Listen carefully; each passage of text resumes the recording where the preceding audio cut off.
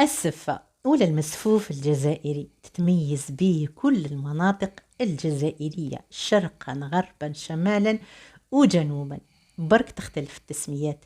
اليوم جبت لكم سفة ملكية ان شاء الله رايحين نجربوها في هذا الشهر الفضيل، ورايحين تسحروا بها وتعطيكم طاقة وحيوية طول يوم الصيام. تبعوا معايا الفيديو وكل الخطوات، ورايحة متأكدة أنكم راح تنجحوا فيها وتحصلوا على أحلى وأبن سفة جزائرية. تابعوا معي.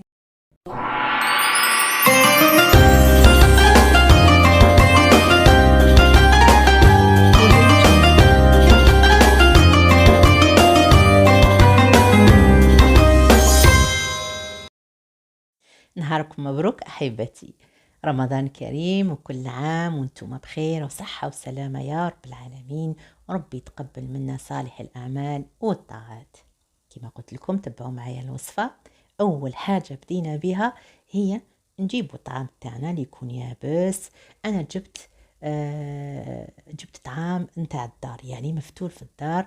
الأم ديالي بعثته لي هنايا في الغربة، ربي يعطيها ويمنيها، باش نديرو في أيامات السحور ونتمتع به. يعني على بالكم بلي طعام نتاع مفتول في الدار ماشي كيما نتاع برا. المهم الطريقة نتاعو تختلف على الطريقة اللي نشرو بها، اللي نخدمو بها طعام اللي مشري برا. كيما راكم تشاهدوا انا راح نشد واحد الكيلو نتاع طعام عندي مفتول في الدار بالشان بالطبع، نشلو بواحد الليترة ولا ليترة ونص تاع الماء كيما راكم تشوفوا. نشلو مليح، نتخلص كاع من الشوائب تاعو، وعادي نغسلوه وما تخافوش كامل منه ما يتعجن ما والو. كيما راكم تشوفوا هكذا ضفت الكميه، نغسلو بيدي نقيه، راح يطلعوا كاع الشوائب الا كان فيه يعني الغبار، ولا على بالكم الطعام كي يكون مفتول في الدار ممكن يكون متعرض لاي شوائب، يعني غبار ولا حاجه اخرى. المهم نغسلوه ونصفيوه في الكسكاس ونخليوه يقطر حتى ينشف. نهار اللي ينشف نعاودو نولو ليه نحلوه ونفوروه الفورة الأولى. كمية قليلة من الطعام رايحة تطيح من الثقب نتاع الكسكاس، نعاودو نجمعوها ونحطوها مع الطعام ونخلوهم يقطروا كيف كيما راكم تشوفوا هنايا. قطرناه مليح، دوك نعاودو نحطوه في الجفنة نتاعنا ونحلوه بيدينا يعاود ينشف، ونغطيوه واحد 4 ساعة هكذا كي ينشف تماما، باش نحطوه نعاودو في الكسكاس ونفوروه الفورة الأولى. بعد ما فرنا نوجدو الماء نتاعنا، نديرو فيه معرف نتاع زيت نباتي. يعني نعاود لكم الماء اللي رايحين نشربوا به الطعام ديالنا، رايحين نضيفوا له ملعقة كبيرة نتاع زيت نباتي، زيت عادية، ونضيفوا له واحد الملعقة كبيرة نتاع ملح. المسفوف نتاعي انا نفورو على 3 خطرات. الخطرة الاولى بالملح والماء وشوية زيت، الخطرة الثانية بالماء كذلك كمية قليلة. المرة الأولى هي اللي شوية نكتر له ونخليه ياخذ وقته يشرب، المرة الثانية شوية وراني نشوف فيه إلى خصو الماء ولا ما خصوش الماء. يعني ما تشربوه بزاف يولي يتعجن، وما تخلوهش تاني ناشف وين يولي واحد يجيب بلعو يحصل له يعني صعيب باش يبلعو.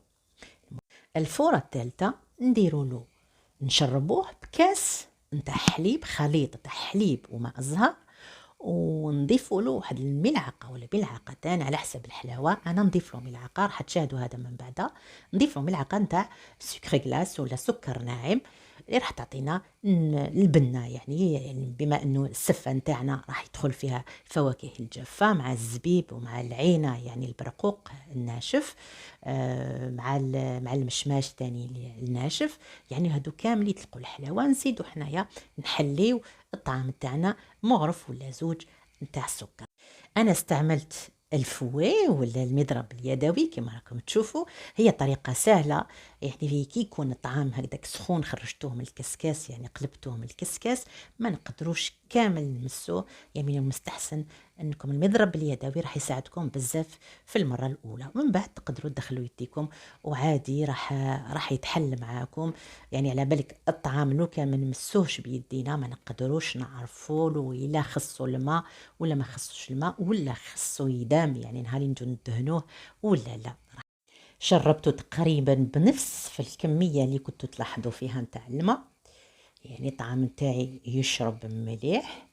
يعني في الاول استهلكت كميه لا باس بها من تاع الماء، بصح من بعد ما رانيش رايحه نزيد له، راح نغطيه ونخليه يتشرب مليح مليح.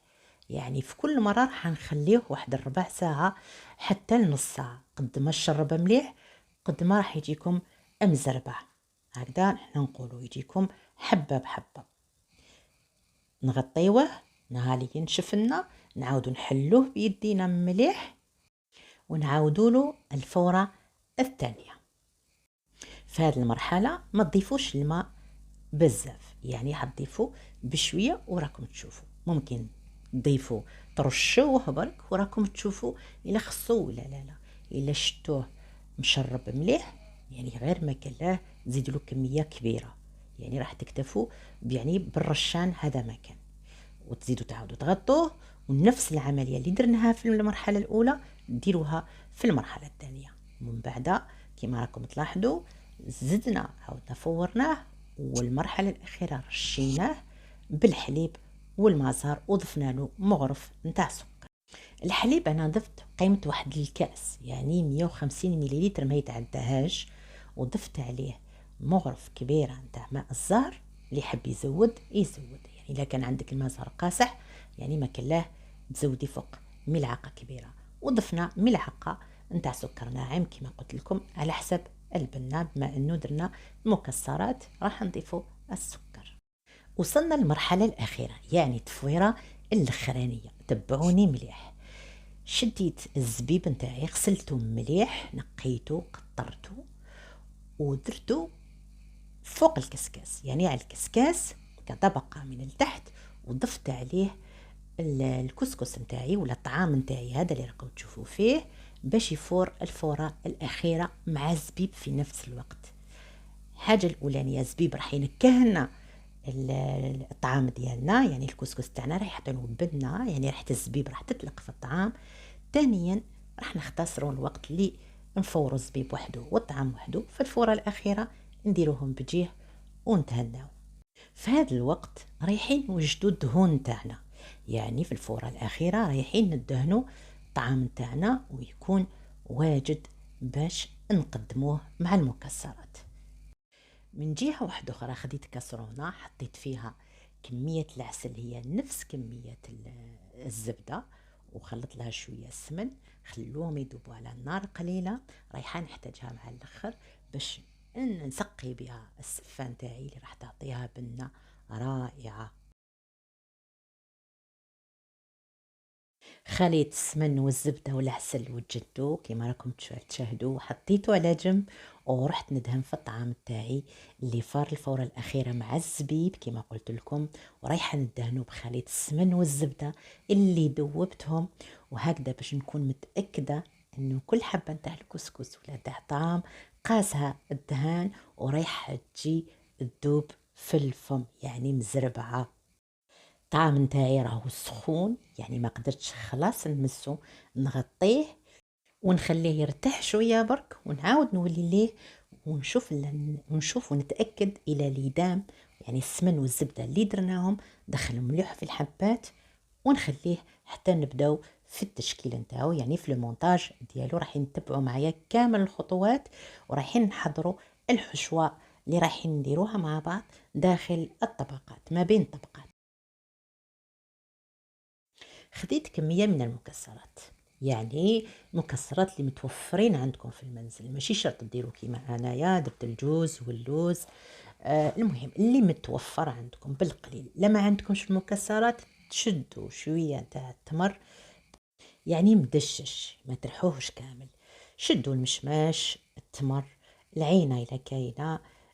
المهم اللي متوفر عندكم زيدوا له ملعقة تاع سكر اختياري، اللي يحب يزيدها يزيدها ولا ما يحبش يزيدها ما يزيدهاش. انا درتها انه الكميه كانت شويه كبيره، درت عليها ما زهر يعني ملعقة، حوالي ملعقة، ملعقة صغيرة يعني صغيرة يعني وماشي معمرة تاع قرفة.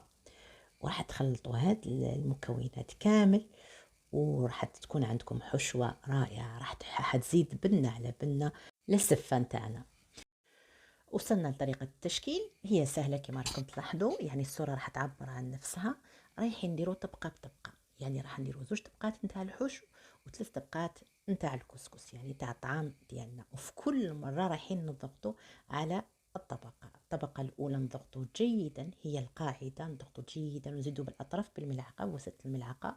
وممكن يعني عندكم كاس ولا تستعملوا القاعدة تاعو، ورايحين تدمكوا على الوسط جيدا. والطعام كما راكم تلاحظوا الكسكس تاعنا يكون سخون، حذاري انكم تخلوه يبرد لانه مش راح يشد لكم. راح ديروه سخون كما راكم تلاحظوا طبقه بطبقه، وراح تسووا الطبقات حتى توصلوا الطبقه الاخيره اللي رايحين نزينوها باللوز نتاعنا، رقائق اللوز يعني لي زامون دي فيلي. رايحين نكونوا حمصناهم في الفرن، ونرش عليهم القليل من السكر الناعم ونزينه. كل واحد عنده طريقته في التزيين. انا خديت شويه نتاع المشماش قسمته على زوج، وضعت في الوسط يعني حبه نتاع الجوز في كل حبه. والعينه يعني البرقوق درنته يعني كامل، ما قسمته ما ولي. ممكن تقسموه وتنحولوا العظم وتزيدوا تحشوه بالمكسرات. وخديت انايا التمر اللي حشيته باللوز. نخلو السفه نتاعنا تريح واحد 10 دقائق، ومن بعد نديموليوها، ومن بعد نقدموها مع الخليط العسل والزبدة اللي حضرناه مع بعض. وصلنا لنهاية الفيديو أحبتي، وإن شاء الله تتمتعوا بهذه الوصفة وتجربوها وتخلوا لي آراءكم كالعادة في التعليقات. ما تنسوش أنكم تشتركوا في القناة وتفعلوا الجرس باش يوصلكم كل جديد. مع أمولا، تهلاو في راحتكم. رمضان كريم وكل عام وأنتم بألف خير. سلام.